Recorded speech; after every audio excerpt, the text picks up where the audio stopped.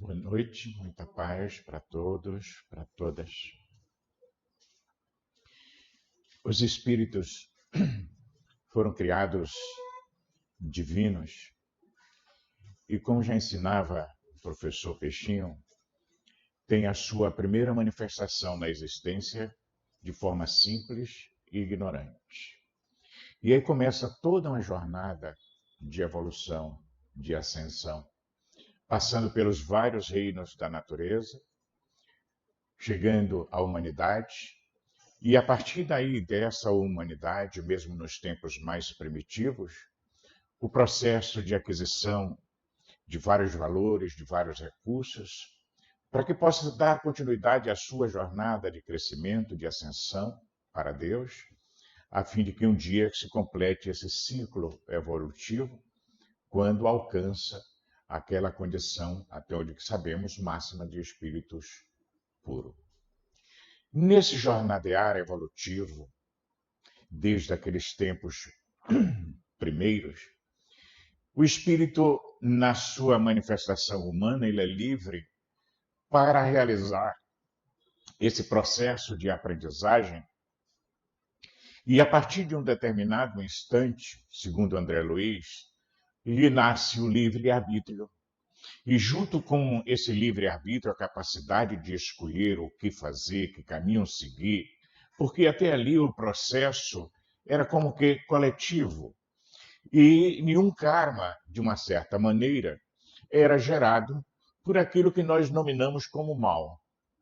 Mas a partir do instante que ele desperta um melhor nível de consciência e tem essa condição de desenvolver essa capacidade de escolha, automaticamente com esse nascimento, digamos assim, do livre-arbítrio, nasce a responsabilidade.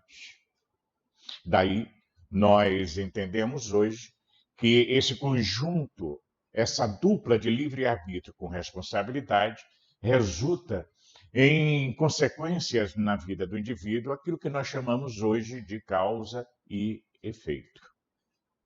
Onde para todo efeito vai existir sempre uma causa que provocou esse efeito.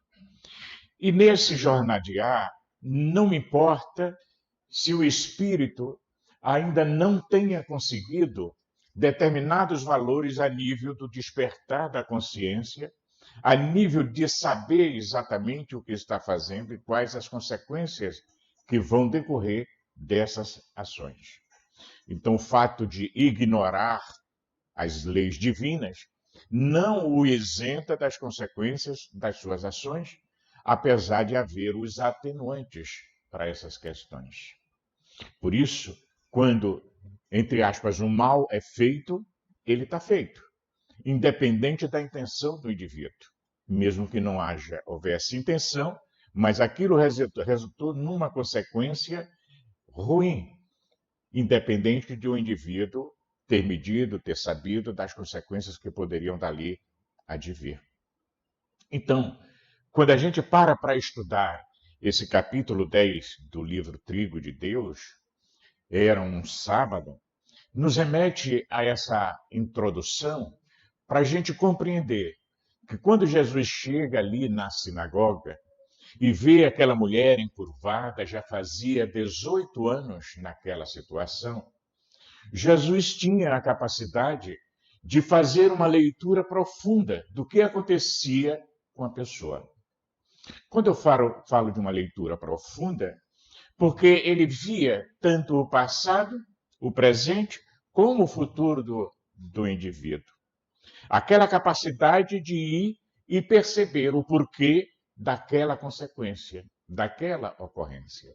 E certamente, ao deparar-se com aquela mulher ali encurvada, fazia 18 anos, como diz Lucas no seu capítulo 10, ele se dá conta certamente de que se tratava de uma mulher num processo expiatório e que tinha junto a ela um espírito que nós chamamos hoje na doutrina espírita como sendo o seu obsessor. Porque às vezes, nesse processo das obsessões, o espírito pode influenciar mentalmente o obsidiado, a ponto de levá-lo à somatização de determinados problemas orgânicos ou de lhes provocar determinadas posturas, apesar de não haver nenhuma deficiência física, biológica. Certamente Jesus percebeu isto e, ao vê-la, faz a referência para que ela se sinta bem, mediante o uso do seu magnetismo poderoso sobre ela, e vai lhe dizer que ela estava curada do seu mal. Porque ela, na verdade, estava possuída por essa força espiritual que lhe provocava aquela encurvatura, e ele, percebendo que não havia nenhum problema físico propriamente, dá o comando, faz o ajuste necessário de ordem magnética, tinha poderes para isso, dá o comando, consequentemente, para a entidade que provocava o processo, retirando-a, para que ela também, a entidade espiritual, fosse devidamente assistida. Significando dizer a passagem que após aqueles 18 anos naquela situação de sofrimento, ela, a mulher encurvada, tem o seu karma resgatado, no que diz respeito àquela questão, àquela entidade, aquele espírito que processava esse fenômeno obsessivo. Então, Amélia Rodrigues chama-nos a atenção de que não somente ao tempo de Jesus era muito comum esse tipo de fenômeno, mas em todos os tempos da humanidade, desde os tempos dos seres mais primitivos. Por quê? Porque sendo o espírito um ser imortal e podendo viver várias vidas, várias reencarnações, o que é que acontece? Mesmo naqueles tempos primeiros, mais primitivos, o indivíduo normalmente cometia um mal contra alguém. Lembremos-nos que o que predominava era a força bruta, era a agressividade. E é com Jesus que vai haver uma verdadeira revolução nesse sentido, porque ele vem trazer aquele conceito de amor, de caridade, de assistência ao semelhante e assim por diante. Então, quem lê os romances históricos de Emmanuel percebe como era a sociedade da época e a violência predominava de forma absoluta, porque eram os poderosos, aqueles que detinham o poder, e no caso aqui em estudo, principalmente os romanos, né, que tinha praticamente todo o mundo sob as suas botas. Então se provoca um mal a alguém, e alguém morre com aquele ódio, aquele rancor, sobrevive.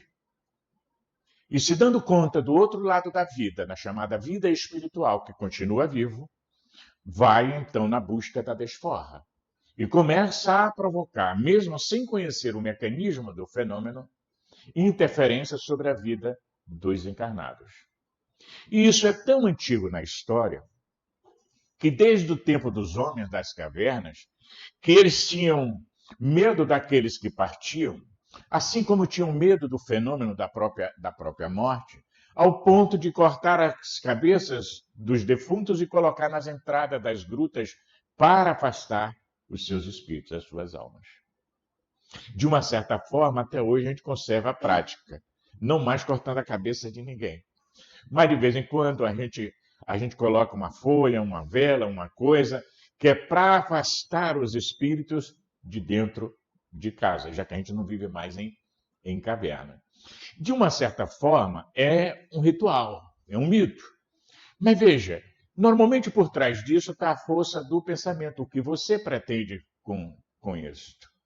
Daí porque, às vezes, determinados rituais têm o devido efeito positivo pela força mental de quem os pratica. Me lembra Carlos Embaçaí, no seu livro A Prece, quando ele fala de um sacerdote que acreditava na existência dos demônios. E toda vez que ele ia fazer a procissão na cidade, aparecia o que ele chamava de diabinhos. Não era o diabo, pai, vamos dizer assim. Eram os filhotes, eram os diabinhos. Que era para azucrinar a missa, atrapalhar a missa. A gente sabe, à luz da doutrina espírita, que o padre aqui era vidente. E quando ele chegava na porta da igreja, preparando-se para sair à missa e tudo, e que via aqueles diabinhos, ele voltava lá dentro, pegava a água benta e começava a benzer. Sai daqui, Satanás. E saía tudo numa carreira. Era o quê? Era água? Não, era o pensamento dele. né? Atuando ali naquele instante. É a mesma coisa de, olha, se você tomar um banho de sal grosso, vai limpar tudo. Primeiro que o sal, de uma certa forma, limpa. Mas se você vai tomar o banho naquela crença de que realmente vai sair dali mais aliviado, o banho por si já alivia, não é? Quando a gente sai do banho, né? E com essa mentalização de que se botar o sal, botar a erva tal e isso e aquilo vai dar uma afastada, afasta. Quando se trata de ervas, a depender do cheiro, o espírito se afasta por causa do cheiro. Depende da erva, né? O cheiro é tão ruim que nem o espírito aguenta o negócio. Então, o fato é que, a esse tempo de Jesus, as sinagogas tinham o papel como se fosse uma igreja, um templo religioso, que era também um meio de convívio social, e o judeu adora participar, era praticamente obrigatório, das reuniões na sinagoga, porque o judeu é muito apegado a essa questão da religião. E o sábado, dito como um dia do descanso, era o dia então dedicado justamente para esse momento de prática religiosa. Veja que até hoje nós temos um dia mais determinado para a prática religiosa, envolvendo para muitos, né, conforme a tradição nossa dentro do catolicismo, o domingo para a missa, o que não quer dizer que em outros dias também não tenha missa. Então, assim como no Centro Espírita, nós temos reuniões vários dias da semana, não há um dia assim mais específico. Então, é uma prática que vem desde outrora, e para o judeu era o sábado. Daí porque, como também eram muito bons de preceitos, eles tinham preceitos para cada dia do ano. E no sábado, então, estava tudo escrito o que podia e o que não podia fazer. O embrulho que você teria que carregar não poderia passar de tantos quilos. Enfim, tudo era devidamente descrito o que deveria ser feito no sábado. E Jesus, na verdade, foi um revolucionário no sentido construtivo positivo da palavra, porque quando se diz lá no Evangelho, segundo o Espiritismo, em que ele anuncia que não veio destruir a lei, não veio a lei divina.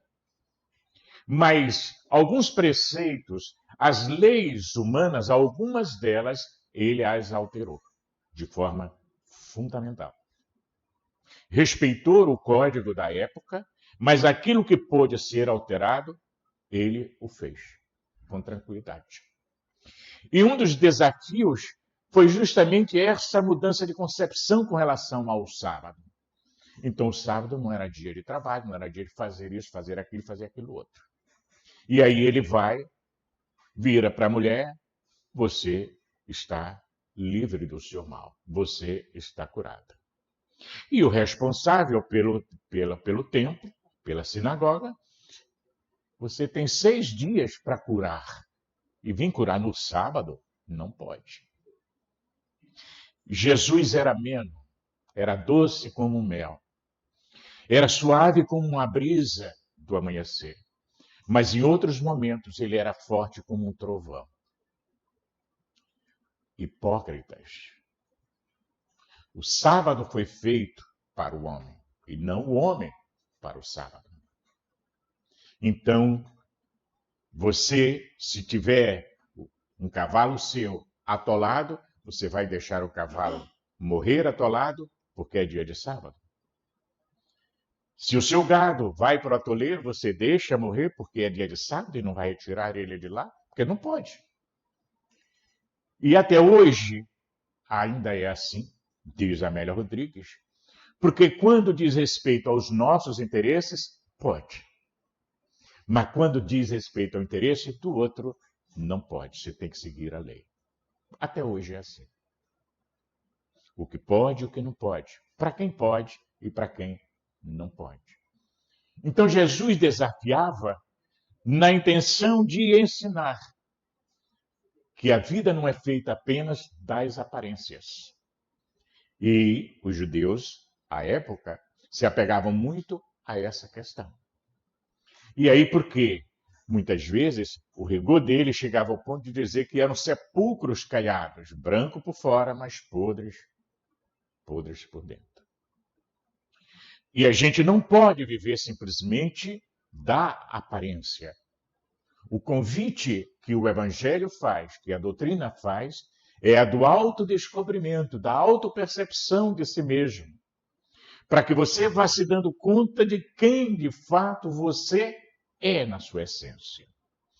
Psicologicamente falando, nós nos utilizamos dos recursos da persona, da máscara, no sentido psicológico, todos nós as temos. E é necessário tê-las para uma boa convivência.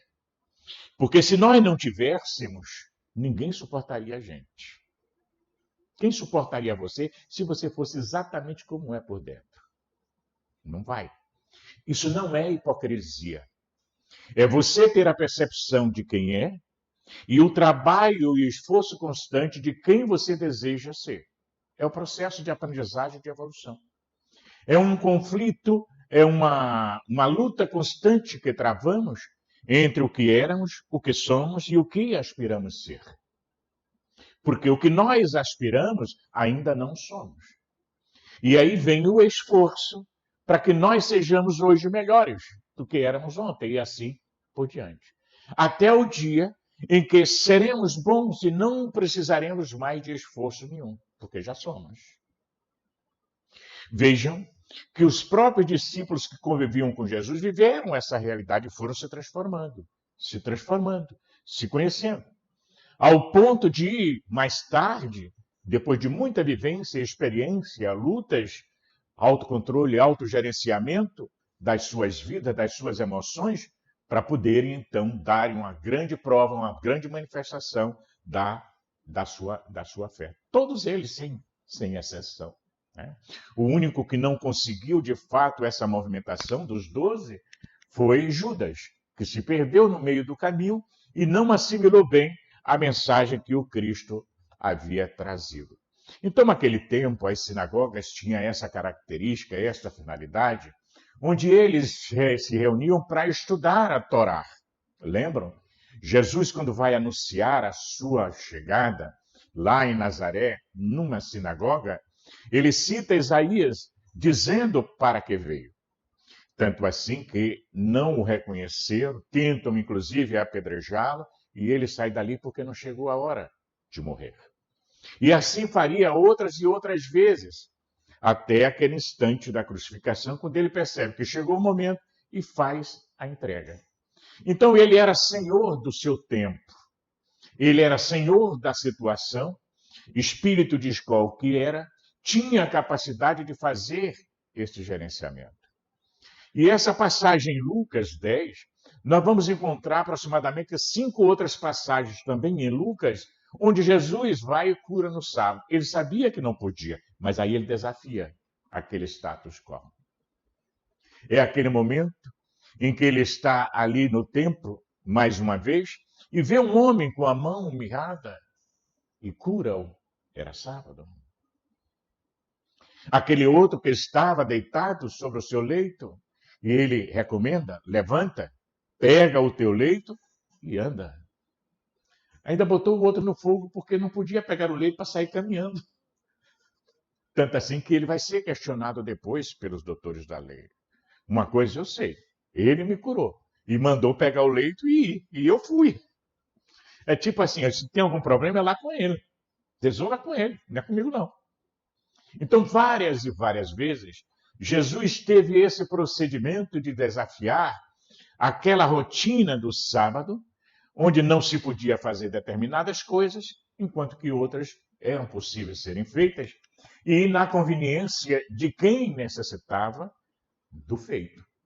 Por isso, para ele, não tinha dia nem horário. Se fazia oportuno, ele então ia lá e fazia.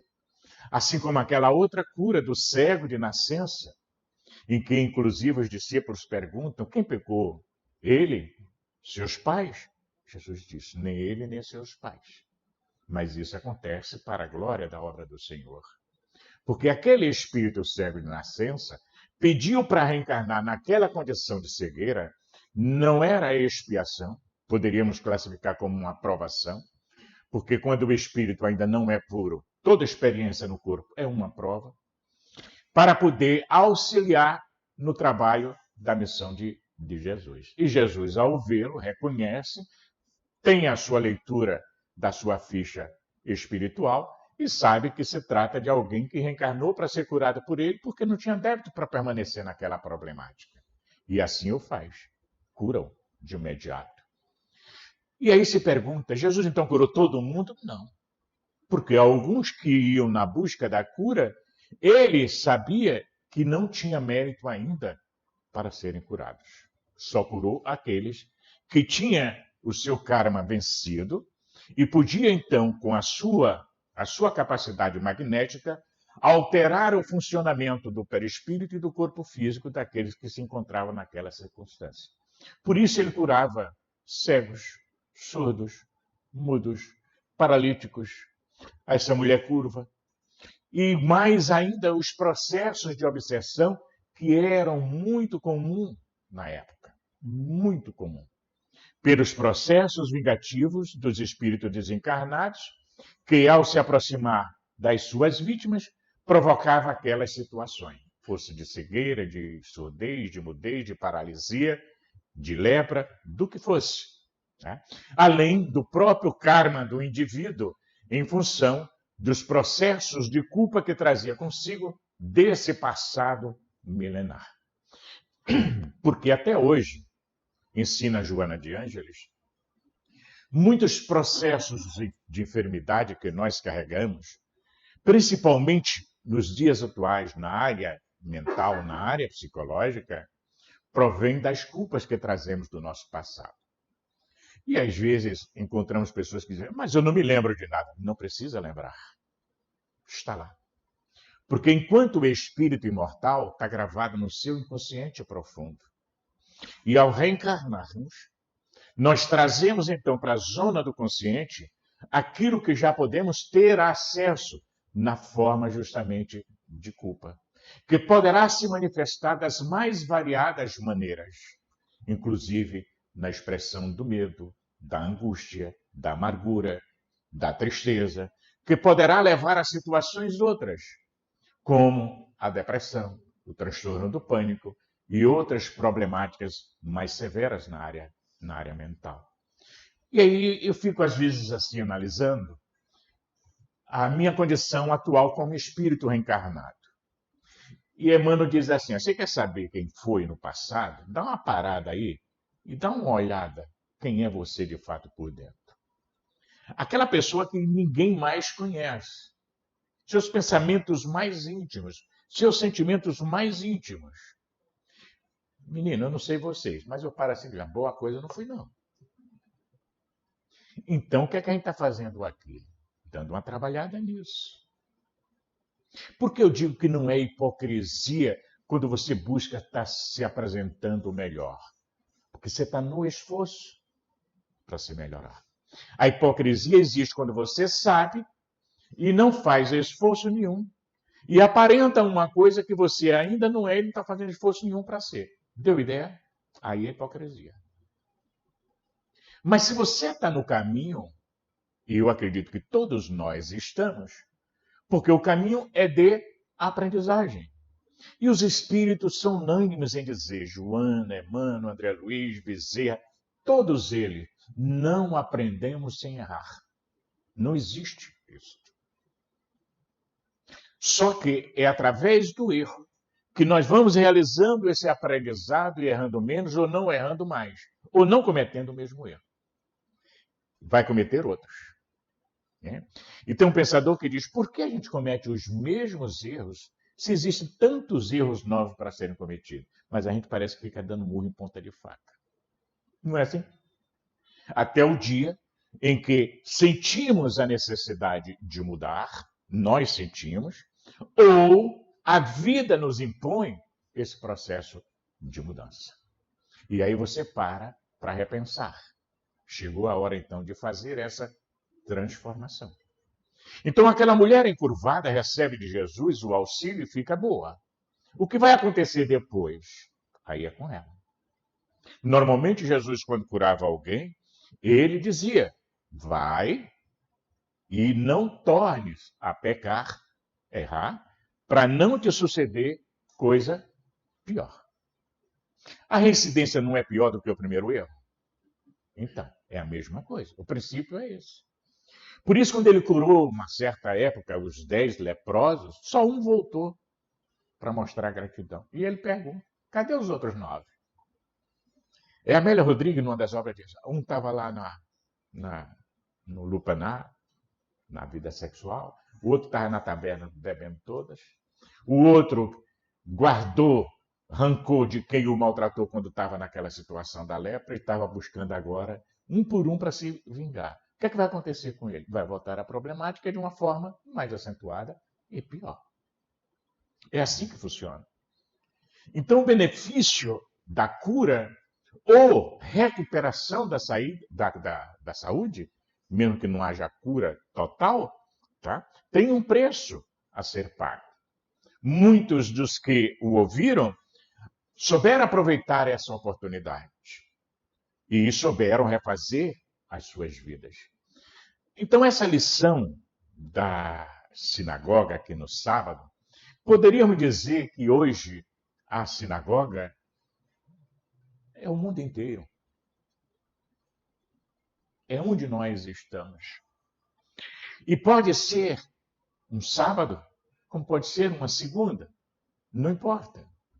Mas o sábado, como é o dia dedicado à religião, poderíamos pensar dedicado a Deus, a esta ascensão, favorece essa cura e essa transformação.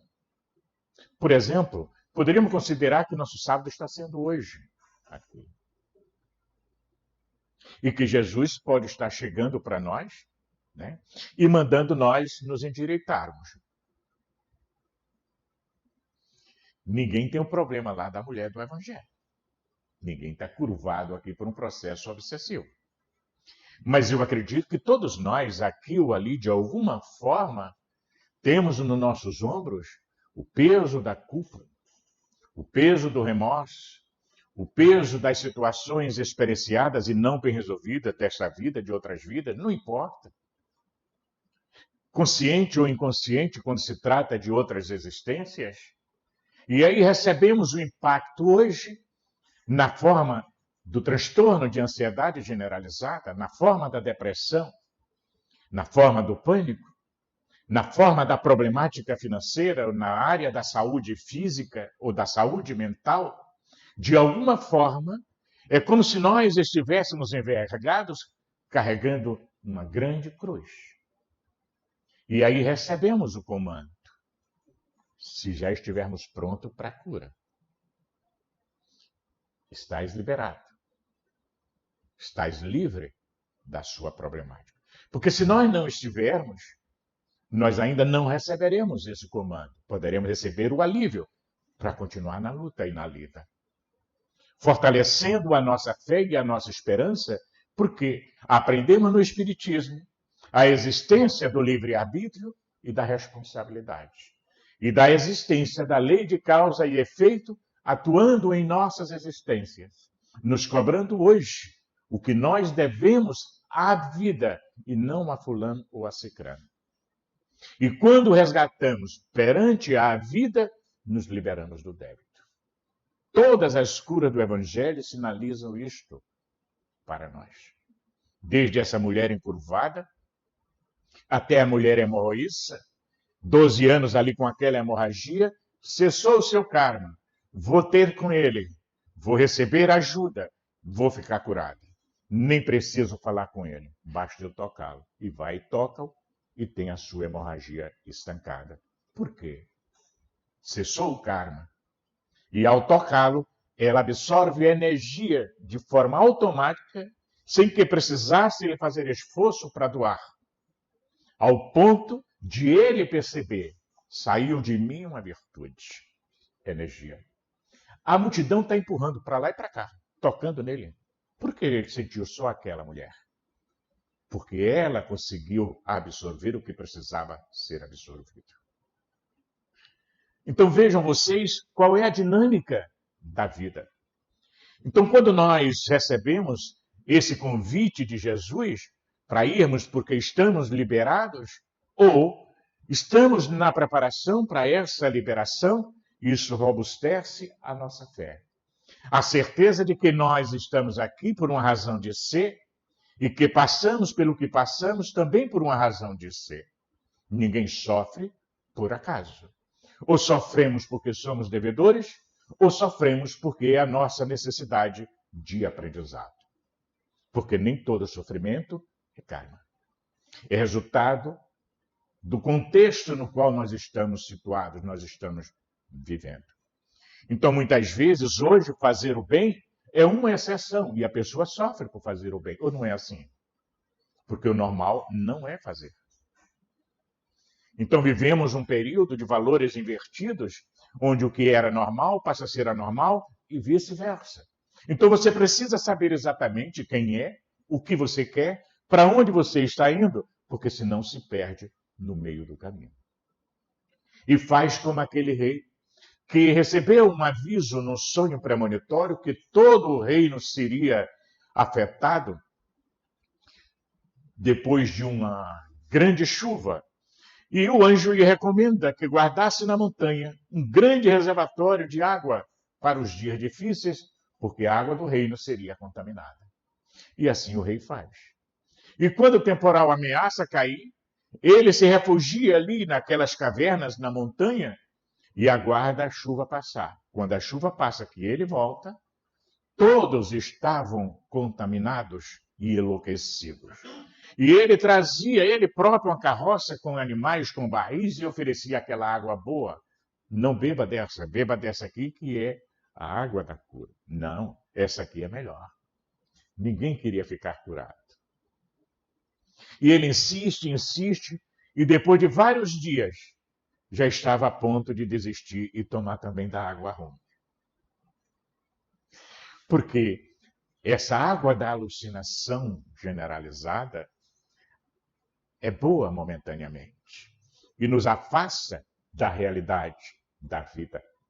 Por isso, vivemos um período onde ninguém quer sofrer de forma alguma. Não é apologia ao sofrimento, porque sofrimento faz parte da vida, é natural. Quer ver uma coisa que ninguém pode evitar? O sofrimento que advém com a velhice. Agora, nós podemos saber lidar bem com tudo isso, mesmo envelhecendo. Agora, tem gente que quer envelhecer como se tivesse 18 anos. Não dá, né? Porque umas coisas vão começando a problematizar e assim por diante, né? E a gente passa a ter, alguns, uma verdadeira fartura de situações, né? Eu tenho glaucoma, pressão alta, diabetes e outras coisitas mais. Se vocês quiserem repartir aqui, eu estou repartindo, viu? Mas outros são beneficiados pela hereditariedade, inclusive, né? E conseguem chegar a uma idade provecta sem tantos problemas, tanta dificuldade. Mas se continuar envelhecendo, vai ter problema, porque é natural ter. É como um amigo cirurgião me disse uma vez: Joel, todos os homens vão para ter câncer de próstata. Sabiam disso? Todos. Mas como? Porque todos não têm, porque morre antes. Mas se viver um determinado período, vai ter. Porque é biológico. É estudo feito. Então nós, de uma certa forma, poderíamos dizer que hoje, no sentido geral, somos essa mulher aqui do Evangelho. A gente não é Jesus. Eu parto desse princípio. Poderíamos ser também o chefe lá da sinagoga, mas não Jesus, né? Então estamos mais para a mulher, envergados com as nossas problemáticas, nossas dores, nossas dificuldades e assim por diante. E é como se ele estivesse nos chamando e nos dissesse: olha, está na hora de se liberar dessa carga. E é tão interessante, tem um livro lido há muitos anos atrás, de um médico homeopata não, um acupunturista no Rio, chamado Complexo de Atlas. Ele desenvolveu uma técnica que, com as agulhas, ele coloca nessa região e percebe se a pessoa tem o Complexo de Atlas, que vem o nome de um mito grego, aquele personagem que carrega o mundo aqui nas costas, como se fosse uma pedra. Então, há pessoas que carregam tanto fardo que chega a envergar. Não é porque tem nenhum espírito obsessor ali grudado como na mulher, não. Pode até ter, também, né? Mas é o peso das preocupações, das lutas, do estresse e tal. Então, ele, quando enfiava a agulha e a pessoa sentia dor, ele sabia que a pessoa tinha o complexo de Atos, já sabia qual era a problemática. Tá? E essa área nossa, eu acredito que vocês concordem comigo, ela é muito sensível para isso. Porque é uma das primeiras áreas que a gente sente quando está estressado, a coisa está pesada. Não é a nuca? Ou não é?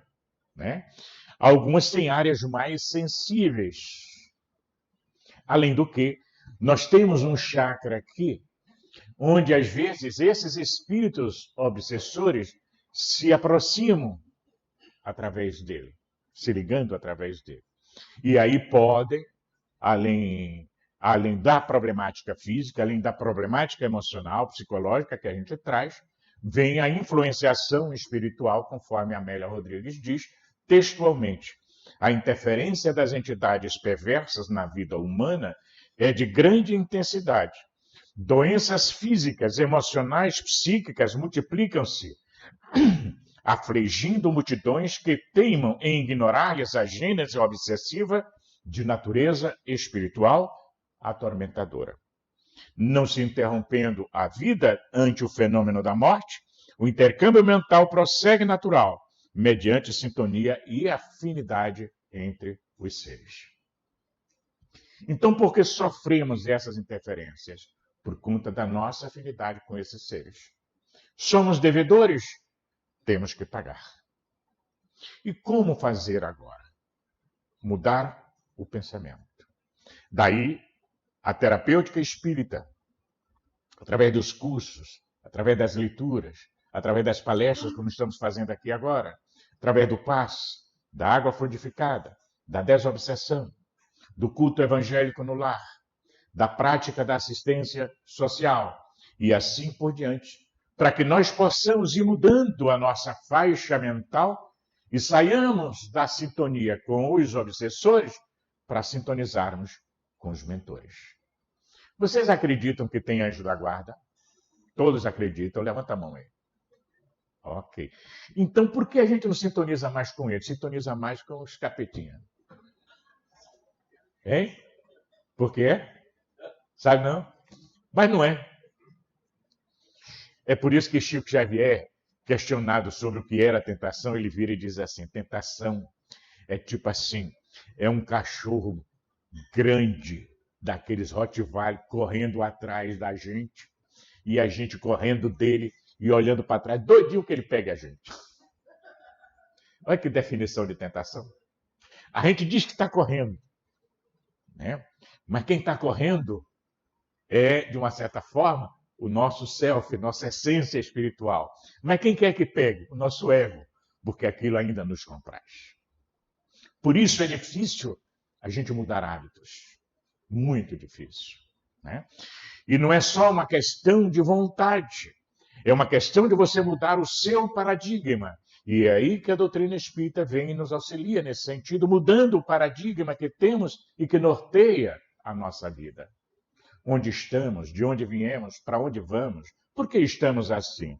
E a gente vai tirando deduções, fazendo conclusões sobre algumas questões, porque às vezes não temos condições de ter aquela revelação direta. É isto ou aquilo. Porque às vezes a gente quer que o médium venha e diga para nós, olha, é isso, assim, assim, assado. Tem que fazer isso, assim, assim, assado. E qual a nossa responsabilidade? É por isso que quando buscavam a Jesus, ele perguntou, o que é que você quer de mim? O que é que eu posso fazer por você? Ele está vendo, mas ele quer que a pessoa tome consciência do que de fato quer. Eu quero ver, eu quero ouvir, eu quero andar, eu quero ficar livre. Então fica. Qual o problema? Parece fácil, né? É quando ele percebia que o indivíduo já tinha mérito, então fique bom. Tua fé te curou. E pronto. Agora, ele dava ajuda magnética. Tinha poder para isso. É por isso que, num outro momento também, no sábado, que ele vai entrando na sinagoga, um homem pega e começa a gritar: Jesus de Nazaré, eu sei quem tu és. És o Filho Santo de Deus, porque vem nos perder a nós outros. Era uma entidade trevosa se utilizando do homem. Parece que as palavras são boas, são bacanas, né? Mas não. Era para perturbar a Jesus naquela situação diante do público. E quando o público percebe o homem falando daquele jeito, porque eu conhecia e sabia que não tinha estrutura para isso, antes de se darem conta do que estava acontecendo, Jesus, cala-te e sai dele. Simples. E o Espírito recebe aquela força, aquela energia, e o comando é dado e é obedecido, e é seguido. E o homem simplesmente se cala e Jesus, inclusive, o cura. Assim como vai ajudar também a entidade que provocava a obsessão. É como hoje, no trabalho do centro espírita, nas desobsessões, não é tirar o espírito da pessoa para a pessoa ficar de boa, ou não, porque poderá cometer, assim como o Evangelho, voltar a se equivocar e voltar tudo outra vez de uma forma pior. Os espíritos obsessores também são auxiliados, conduzidos a ambientes educacionais ou a oficinas determinadas, ou até mesmo determinados hospitais para serem cuidados devidamente. Aqueles que já têm condições para isso, aqueles que querem. Por quê? Se nós soubéssemos as consequências do mal que praticamos, nós não os cometeríamos. E muitos cometem porque não têm ideia das consequências que advirão. Muitos, no plano espiritual, cometem com medo, porque muitas vezes são escravizados para cumprir a ordem de outros espíritos mais cruéis do que eles, que se aproveitam dessa culpa que eles trazem para maltratá-los, para fazer com que eles sejam aqueles menores que vão cumprir as suas ordens. É o que vemos nas sessões mediúnicas. Espíritos que, na essência, não são maus, mas acabam fazendo o mal com medo da punição. Não é isso que acontece entre nós, encarnados, dentro daquelas organizações? É o império do medo. Mas existem aqueles outros que são ainda maus por serem, e que estão ali associados por uma questão vingativa em função do passado. Por isso Jesus recomendava amar os inimigos, perdoar quantas vezes se fizerem necessárias os outros, e assim por diante, porque aquele que ama e aquele que perdoa se liberta, e aquele que busca a vingança se aprisiona. A lógica é esta. Até quando? Aí é por conta de cada um. E aquela mulher, ao receber aquele benefício, aquele comando para endireitar-se, o sol da saúde penetra as sombras do sofrimento e logo reina a alegria na paisagem antes triste. A libertação rompe as algemas e o escravo exulta. A autoridade afasta o delinquente, facultando o equilíbrio da vítima. O amor sobrepõe-se ao ódio e alivia as aflições. Jesus é o poder que vem de Deus e o mundo é o grande cenário para a realização. Conhecendo a origem, interpreta os fenômenos e altera sempre os seus resultados. Porque todos aqueles que não seguem o fluxo do amor, diz Amélia Rodrigues, porque ainda primário nos sentimentos, sempre é egocêntrico nas suas aspirações. E corroído pelas mazelas, combate o que não tem condição de realizar e maldiz aquilo de bom que o afeta negativamente. A técnica de correção é conforme o deslize de cada um. A terapia é de acordo com a enfermidade de cada qual. Portanto, 18 anos sob a ação do satânico obsessor constituíam purgação santificadora suficiente para o resgate que acabava de terminar. Escrava, sofria. Livre, ela exultava. No cativeiro, reabilitara-se. Na liberdade, iria ser agente multiplicadora de vida e de esperança. Ocorre que muitas vezes no cativeiro, advém o sofrimento, a dor, a aflição. Mas não é suficiente somente sofrer ou ficar aflito. É importante saber sofrer. É importante saber viver a aflição. Jesus, portanto, é a porta de libertação que propicia a ventura. Naquele sábado dedicado ao repouso, estuar o amor, a saúde, a liberdade e a vida. Haverá, sim, sempre um sábado de luz para quem chora nas sombras, nas sinagogas do mundo hostil, carregando aflições, vergando sob injunções penosas, preso nas garras das obsessões cruéis e pertinazes. A criatura busca Jesus, mesmo sem o saber, até o momento de encontrá-lo. Nunca desistir é o grande desafio, avançando sempre. A sinagoga era o centro comunitário de ação social, religiosa e humana. E aquele era um sábado. Muita paz. Legal nosso estudo, né? A gente espera vocês na próxima.